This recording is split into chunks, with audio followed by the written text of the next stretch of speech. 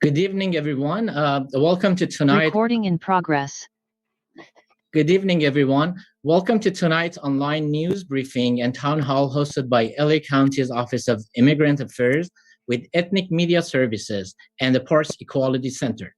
I'm Peyman Malaz, LA Center Director of Parse, and your moderator for tonight's conference. Parse is a community-based organization to provide social and immigration services to immigrant, refugee, and asylee community here in Los Angeles, and it's my pleasure to be here. Our topic tonight, as you all know, is staying housed in LA County, how residents, especially immigrants, can access rental assistance and prevent evictions.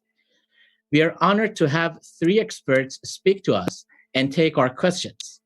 Manuel Ruiz, Senior Policy Analyst with LA County's Department of Consumer and Business Affairs, Jessica Hayes, Disaster Recovery Branch Chief for the California Department of Housing and Community Development, and Cindy Sheen, Staff Attorney at Legal Aid Foundation of Los Angeles. And of course, our gracious host, Mr. Rigo Reyes, and Director of LA County Office of Immigrant Affairs. We are pleased to have interpreters interpreting in Spanish, Mandarin, Korean, and Persian. I will direct questions to each speaker. Please enter questions you have in the chat box, which we will take as time allows at the end of the presentation. If our speaker could monitor the questions and answer as many as possible on chat box, that would be very helpful and we would be appreciated. Ethnic Media Center will send a video of tonight's town hall to all attendees, along with expanded bios of each speaker. Without any further ado, I would like to start questions. Our first speaker for tonight and first panelist is Mr. Ruiz. And I would like to ask Mr. Ruiz about the situation that facing renters in LA County. Is a moratorium still in place? And if so, for how long? Who leads a major community service organization dedicated to a Stay House LA? What services are you providing? Yes. Good evening, everybody. And so again, my name is Manny Ruiz. I'm a senior policy analyst with the Department of Consumer and Business Affairs. And in response to your first question is, yes, there is still an LA County eviction moratorium in place. And it's active until September 30th of this year. The Board of Supervisors recently approved an extension for the local protections to last until September 30th to also be in alignment with the federal and state protections, which are also on a similar timeline expiring on September 30th.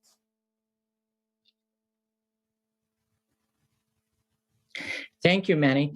And can you tell us more about Stay House LA and what services are you guys providing?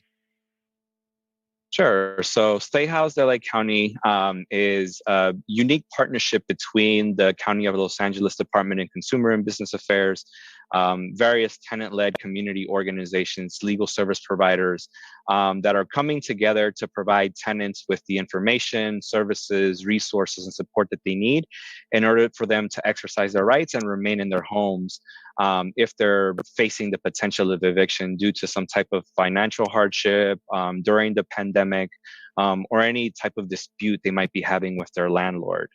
And so the Stay House LA County program does three major things.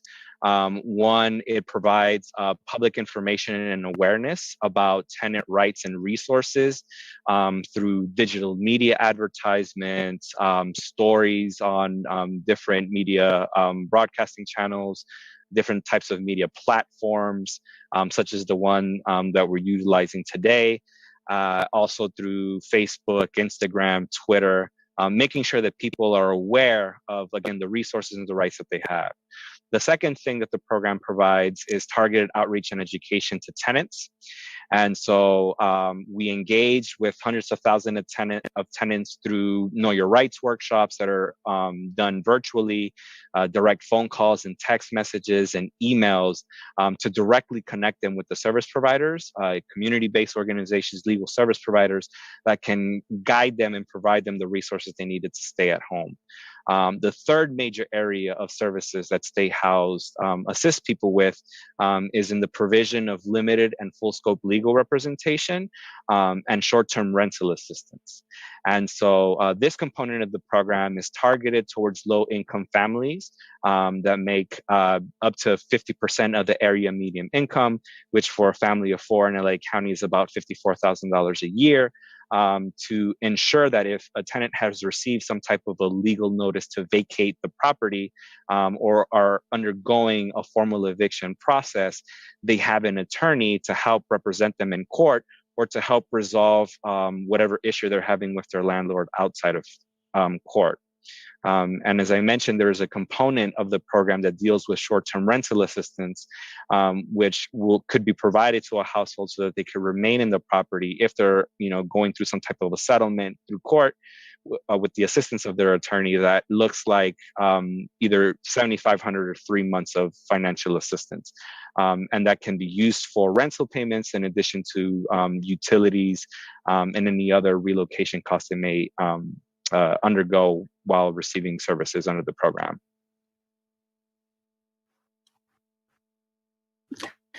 Thank you, Manny. And how community can learn about the services, how they can be in touch with you? Sure. So there's a couple of ways. And so with the state laws, there's also financial resources at the state level for individuals that might have fallen behind on their rent. So in order to connect with either the Stay Housed program or some of these financial resources that are provided at the state level, there's, I think, 3 main ways to reach us and the services that you need. So first, you can reach the Stay Housed program in 2 ways. First is through the Stay Housed website, which you can go to www.stayhousedla.org. There's also a Stay Housed hotline, which you can reach us through the following number, 888-694-0040. So that's directly connecting with the Stay Housed program. You can also call or reach the Department of Consumer and Business Affairs. We have individuals who can provide you with information about your rights as well, or directly help you fill out the intake forms that you can find through the Stay Housed LA County website. And so you can reach the Department of Consumer and Business Affairs Tenant and Landlord Hotline at 833-223-7368. You can also email us at rent@dcba.lacounty.gov. And lastly, in order to access the state's rental assistance, you can go to the Housing is Key website, which is www.housingiskey.com. You can also call them at their own hotline, which is 833-430-2122. All right. Thank you so much, Manny. As I mentioned, a video of this program will be sent to all participants. Also, Manny, if you be kind enough and put the contact info in the chat box, I really appreciate it. We'll get back to Manny for more questions at the end of the session, but I would like to ask our second panelist, Ms. Cindy Sheen from Legal Aid Foundation of Los Angeles, who is our next speaker. Cindy, are you here? Hey man, it's Rigo here. Cindy just texted that she's stuck in traffic.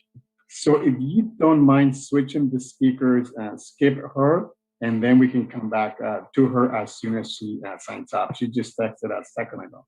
Sure, absolutely, absolutely. Thank you, Rigo. Sure. So our next speaker is Ms. Jessica Hayes, Disaster Recovery Chief with the California Department of Housing and Community Development. And I know Ms. Hayes has a PowerPoint. Jessica, can we start the PowerPoint before I ask the first question from Jessica? Sure, that would be great. Thank you. So if it's all right, I'll just cruise through this very quickly, and then we can go ahead and answer questions. Sounds great. And I think it's going to answer all the questions. It'll answer a few, hopefully. Yeah. So thank you all so much. My name is Jessica Hayes. I am the Disaster Recovery Branch Chief with the California Department of Housing and Community Development. And I'm going to talk to you a little bit about the California COVID-19 Rent Relief Program. So you want to jump to the next slide real quick. We'll have a little bit of an overview about the program. There we go. So the goal of the program is to help households stay housed, to help prevent evictions and make sure that households can stay in their units for as long as possible. The program assists by providing rental assistance for unpaid back rents, and then for households who need assistance with their current rents or rents moving forward, we can continue to assist with those as well. This assistance does not count as earned income, so it doesn't impact households who are looking for assistance from other public assistance programs like CalFresh or WIC or some of the other programs that households oftentimes reach out to. So there's a lot of work that we've been doing on the program to make it easier for folks to get into the program. We can assist with households where the tenant has left the unit. We can assist with households where they are, multiple households living together in the same tenant, in the same unit. We can work with multiple people on the lease. The program is actually pretty flexible, and we've been working to build that flexibility as we've been building the program out and continuing to operate. And our program is open to both landlords and renters. But as we flip to the next slide, I'll talk a little bit about what that means. So the eligibility for the program is based on the renter household or the tenant household. So even though landlords can initiate an application, they do need a renter to finish the application and complete it so that it can be submitted. And we have a process by which we connect these renter applications and landlord applications in our program. Immigration status is not an issue in this program. It is not a question we ask, so anybody can apply regardless of immigration status. Our application information is, we keep it very private. We take our personal information very seriously, so no information is shared, but there are opportunities to request a referral in the application. So if a household would like a referral for additional services, they can elect to have that referral, and then we will send over their contact information, but only their contact information for that referral. The program is not first come, first serve. So households who are looking for assistance, we do prioritize households based on eviction vulnerability. So households who are most vulnerable to eviction will be prioritized. We're going to continue to run the program until funds are exhausted, and we have 2 rounds of funding, and we're not even through our first round yet. So we strongly encourage households to apply. If folks have any question about whether or not they're eligible, go ahead and apply. And then the program does assist with 100% of unpaid rents. And the next slide, please.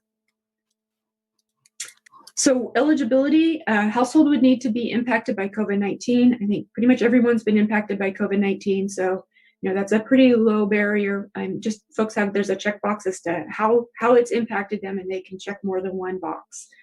They need to be income eligible. So there is an income criteria. We're looking to assist households below 80% of the median income for the area.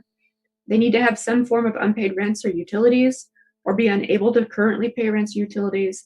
And then there is a requirement that once they receive funds, households must make payment to their landlord inside of 15 days.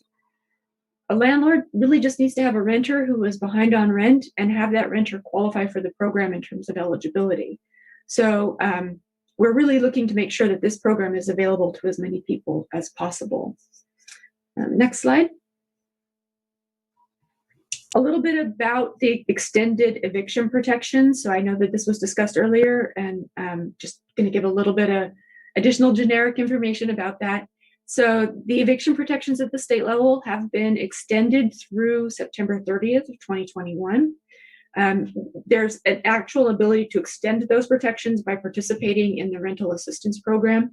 And I'm going to talk about LA City here in a minute, because I'm seeing a lot of questions come up about LA City. So I will get to that in just a moment, because I know that that's a big part of the challenge. We're working to talk to LA City about their program.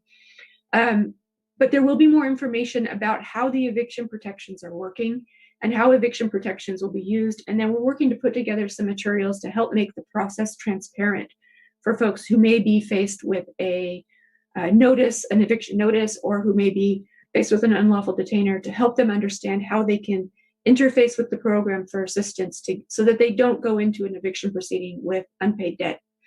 So this is something that we're currently working on. We're working as fast as we can to get this up, but it's a lot to build. The next slide. Jessica, I'm so sorry to interrupt, but may I ask that you slow down a little bit for interpreters? Oh, sorry. It's been a long day, so I'm a little bit talking a little fast. Yes, thank you for reminding me. Sure. So there are 3 ways that folks can apply to the program. The first way is directly through our portal, and it is a self-service option. So folks can go in, they can log in, use your email, your contact information, upload your documents. And if you have no questions about the application, it's the easiest way. If you have any questions, we encourage folks to reach out to our COVID-19 Rent Relief call center, and that's the 833-430-2122 phone number. If folks need a little bit extra of assistance, perhaps they have a disability, or they need some language assistance, or they're just not sure what documents to upload, or they have technological barriers, maybe they don't have access to the internet, or they don't have a device that will allow them to upload documents, they can make an appointment with our local partners. And our local partners take appointments via phone, so they can do a phone appointment, they can do an in-office appointment, or they can actually show up and do a house call to help support the household. And you can set an appointment through our local partner network appointment center. That's 833-687-0967. So those are really the two key phone numbers for the program. Again, that COVID-19 Rent Relief call center number is the general number for assistance. So that's the best place to start if you're trying to figure out how to work with the program. On the next slide, please. So one of the things that's really unique about the program in the state of California is that there are a lot of local jurisdictions who elected to run their own program. They received assistance directly from the federal government. Some of them got matching money from the state. And so they are running a local program. Those local programs were intended to be targeted to local needs and local priorities. We wanted to make it easy for folks to be able to get into whatever program they are eligible for. So we created a tool to help make sure that folks could find the right program. You can, when you log into the Housing is Key and you hit the apply button on the application, it will take you to this map. And the map will let you put a pin in your position, so you can identify your address by putting a pin on the map, or you can type your address into the search box. Either one works. And then it will take you to a link to the appropriate program. So if you are in a local program and you need to apply to that local program, it will take you there. If you are part of the state program, then it will take you to a series of questions that will take you to the state application. And they're just kind of basic eligibility questions to make sure that you have your information ready for your application. So this is the tool by which we kind of help structure where folks go. Now, I know that in LA County is part of the state program, and that includes the unincorporated county and then most of the cities, the smaller cities in the county.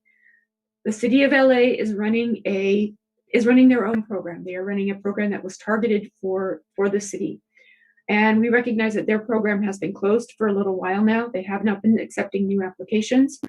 Their program has been oversubscribed based on the funding that was available to them.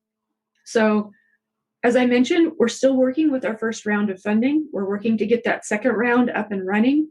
And we're working with the city of LA to help make sure that they have enough money to run their program. So there should be news out about the city to make sure, we recognize that folks are really anxious. We encourage them check back frequently, check with the city frequently for when they are able to reopen their program.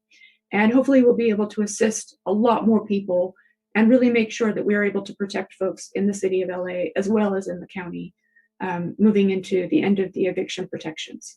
So I know that that's not super helpful for folks who are super anxious right now, but we're working on it, and we really hope to have news out and some movement for folks here in the not too distant future, and definitely before the end of the eviction protections. I think that's all I had. Thank you so much, Jessica. So comprehensive and informative presentation. There are lots of questions, and we'll ask them at the end of the session. But you a little bit elaborated on this question, but I was wondering if you can talk more about the situations that the landlord is unknown or for any sort of reasons decide to don't cooperate. Absolutely. Yeah. So if a landlord decides to not cooperate, or if the landlord can't be contacted, we have a federal requirement that we try a certain number of times. We have to wait a certain number of days, 5 days, 3 tries. Once we've done that, we can go ahead and process the application to pay the tenant directly. And there are certain application processes where we pay the tenant directly by default. So if the tenant is in a sublease, or they're in some other rental situation where they don't necessarily have direct contact with their landlord, we'll pay the tenant directly. They just have to show us how much they owe. And then again, if the landlord does not participate, we pay the tenant directly. So we encourage landlords to participate, and we encourage tenants to ask their landlords to participate because it speeds up our process a lot. It makes it much easier. But if the landlord does not participate, we will absolutely help the household. Thank you, Jessica. And do we know how many applications have been filed so far? So we are over 120,000 applications statewide that have been filed so far. And if you give me a minute, I can actually pull that up for LA County specifically. Looking at LA County, so we have 32,392 active applications that have been filed in LA County, and we have 10,000 pending applications. So those are ones where folks have started but not quite finished. So we are really looking forward to getting all of those through. And then statewide, it's well over 120,000 applications. Thank you. And how long does it take for an application to get processed, approximately? So it depends on whether or not the household meets the priority status for eviction vulnerability. So we really do focus on lower income households and households who've been unable to pay rent. So we pay those first. And then we pay households who have been able to make their minimum payments but need additional assistance. So we don't really have, it really depends household by household, the processing time varies. As I mentioned, it does go faster if the landlord is participating. It makes it easier to process the data. So that does speed things up. Every household, everyone who submitted an application to us prior to the middle of June should have been contacted. They either should have been paid or should have been contacted for additional information on their application. If you filed an application before the middle of June and you haven't been contacted and you haven't been paid, please reach out to the call center and call the call center number that we just had up and share with them, ask where they are, ask where it is, see if there's a case management request pending for your application, because we may have tried to reach out to you and not been able to get a hold of you for more information. So we're working as fast as we can to try and get the time shortened, but it is a lot of applications to process. So, don't hesitate to reach out to us if you're not sure where you are in the queue. Okay. Thank you so much, Jessica. If time permits, there are more questions. We'll get back to you. Thank you so much for all the valuable information. So our next panelist is Ms. Cindy Sheen, attorney at the LAFLA, Legal Aid Foundation of Los Angeles. Cindy survived the notorious traffic of Los Angeles, and I believe she is with us. Hi, Cindy. You are... Hi. Yeah. Hi, Cindy. So, Cindy, now you're a lawyer, you're an attorney. So we would like to ask more questions on that side of the story. So if a tenant cannot pay rent, how can they leverage the county and state law to protect themselves from eviction? Sure. So if you weren't able to pay rent for the COVID protected months, which begin from March 2020 and ends the protection is extended to September 30th, 2021 of this year.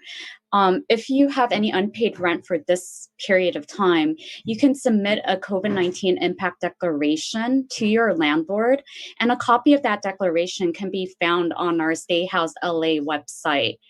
You download a copy and you check off on the months you're impacted by COVID-19, and if you send that declaration into your landlord and make 25% of the payment that you owe beginning from September 2020 to September of this year, 2021, then you cannot be evicted for non-payment of rent.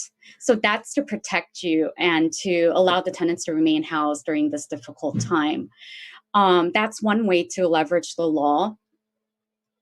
And now, as far as the back owed rent that remains due that you weren't able to take care of, we highly recommend that you apply for the rental assistance, foremost because it may potentially cover the back owed rent that's due, but it also can work as an affirmative defense in case that your landlord brings an unlawful detainer action against you.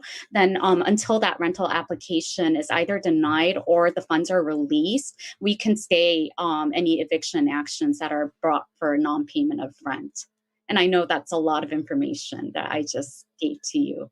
Sure. No. Thank you so much. And Cindy, what happens to those who cannot pay the 25% because of all the situation and the pandemic? And is there a cap on the amount of the debt that you can cover? So as far as the cap, are you talking about in terms of the government covering it? Or? Yes. So I understand that pursuant to AB 832, it seems like they cover 100%, whereas before it was an 80-20 balance. So it seems like they're more willing to cover more of the rental that's due right now. And the law keeps changing every time it's extended one term at a time. That's why you attend these workshops and keep yourself very much informed about what's going on. But as the law stands, if you do not make the 25% by end of September 30th, 2021, then your landlord can proceed on an eviction action for non-payment of rent. Got it. Thank you. And what should tenants do if they already received an eviction notice or summons? So, it depends on what type of notice you were served with. So for an unlawful detainer action to begin from the landlord's perspective, they have to serve what we call a notice. And that notice could look like a 3-day notice, a 15-day notice, a 30-day notice, 60-day notice. So that means that they are giving you notice that they have some kind of a complaint or grievance against you before they're able to file anything with the court. So once you're served with this notice, it's very, very important that you read through everything that's on the notice to process. Sometimes the landlord gives you an opportunity to cure, meaning you can address whatever they're complaining so that they cannot file a unlawful detainer action or a lawsuit against you. Sometimes there's nothing you can do about it because it's just simply you need to quit. But there's a lot of different rules that govern how this is done and when it's permitted, depending on whether the property has rent control protections. So as soon as you're served with the notice, it's very important to read through it and also contact our services through the Stay House LA website. We provide counsel and advice, tailored counsel and advice to each type of notice to see if there's anything you can do to prevent the unlawful detainer action from being filed. Now, let's say it's beyond the notice phase and your landlord waits for the notice to expire, whatever that be, 3-day, 15-day, 30 days, 60 days to expire. And afterwards, they file a lawsuit against you. When a landlord files a lawsuit, it's called a complaint. They file a complaint against you. And as soon as it's done, the court sends out a notice saying a lawsuit has been filed. But you're not required to respond to that complaint until you're personally served with the summons and complaint. And if they can't find a way to personally serve you, then they get permission from the court to mail it to you. It's called substituted service. But once you receive these documents, summons and complaint, your obligation as a tenant is to respond to this complaint by filing an answer with the court within 5 days. Eviction lawsuits take place really quickly. If you fail to file this answer to this lawsuit, you automatically, by default, lose, even if you had a good case. So it's very important. I tell everybody, every tenant, when these paperwork come from either your landlord or the court, it's very important to read through it. And if you have a hard time digesting or understanding what's in there, it's very important. We have our services available so that we could read through the notice. We could help you file an answer with the court and even provide you with full scope representation in your unlawful detainer action. Thank you so much, Cindy. Really appreciate it. Considering the limited time that we have before getting back to the question in the chat box, I would like to ask our host, Rigoberto Reyes, Director of the LA County Office of Immigrant Affairs, for his summary remarks. And also before Rigo start, please write down your questions into the chat box. Even if we don't get time to answer all of them today during the session, they will be sent out to the experts and the panelists that we have. Thank you. So Thank you, the floor is yours. Yeah. Peyman, thank you. I just really want to emphasize how much we depend on the ethnic media representatives to get this information out in our communities that need this help so desperately. We know that immigrants in particular were impacted with the pandemic and trying to get through the devastation and recover it is a challenge. And so we want to remind ourselves that, as was mentioned earlier, these support services are available irrespective of immigration status. In LA County, I'm just showing this screenshot so you can see the impact that things have when immigrants don't get the support they need. As you can see, immigrants make up to 30% of the county population. And so we need to make sure that they get not just the information to services, but access to those services. Today, the topic is housing, crucially important. But also remember that the county has healthcare support services. There is wage enforcement when folks are not getting paid their wages, and many other services that are available, again, regardless of the immigration status of our immigrants and their families. So, Peyman, we can't thank you enough for partnering with us. We know that certain communities sometimes don't get this information.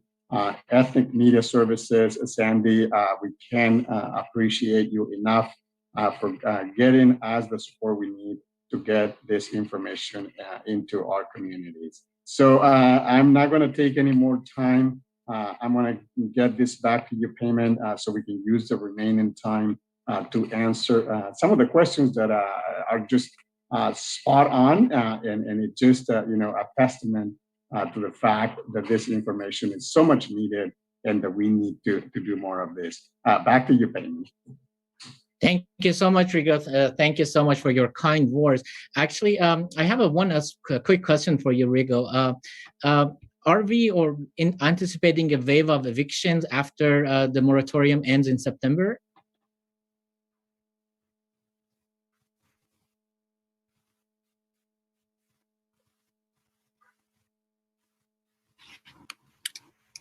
Rigo, Yeah, I was muted. My system likes to mute me by default. Doesn't like me to talk much.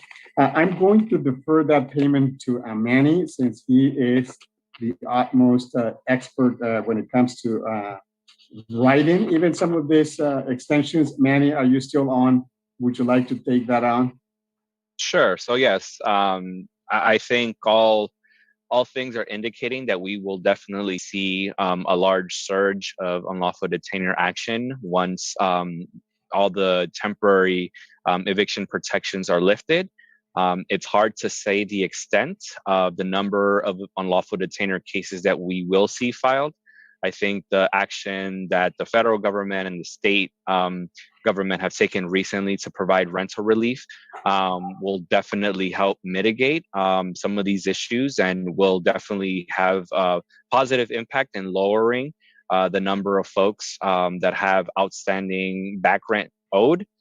But we still will see a lot of cases coming up just because the dissemination of the information isn't perfect, and there's still a lot of people that don't know how to access services or haven't been connected to resources at the state or local level. And so I think all roads are still pointing to there being a surge of unlawful detainers, evictions, the extent of which we will just have to wait and see. Thank you, Manny. Thank you so much. Another question that it got repeated into the chat box, and I would like to have your take, Manny, and also Jessica, is the questions of the landlords who haven't get paid, and they need the money immediately. What are the protections available for landlords?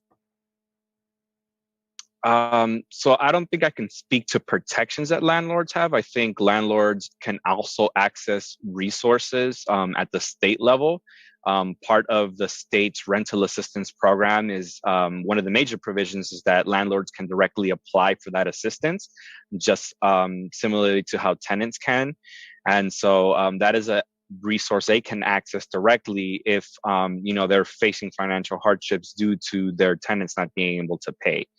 But with regards to protections, I don't necessarily know if there are protections. There are recourses that tenants can take if they're encountering, for example, tenants that are causing, health or safety hazards. So for those kind of issues, my recommendation is either to call the Department of Consumer and Business Affairs. We have staff that can provide you with assistance, information that can help you take whatever action is appropriate, or seeking assistance from the state if you need that financial support. Thank you so much, Manny. And before we get to Cindy, can you just share what would be the most important message for ethnic media so they can share with their audience, in your opinion?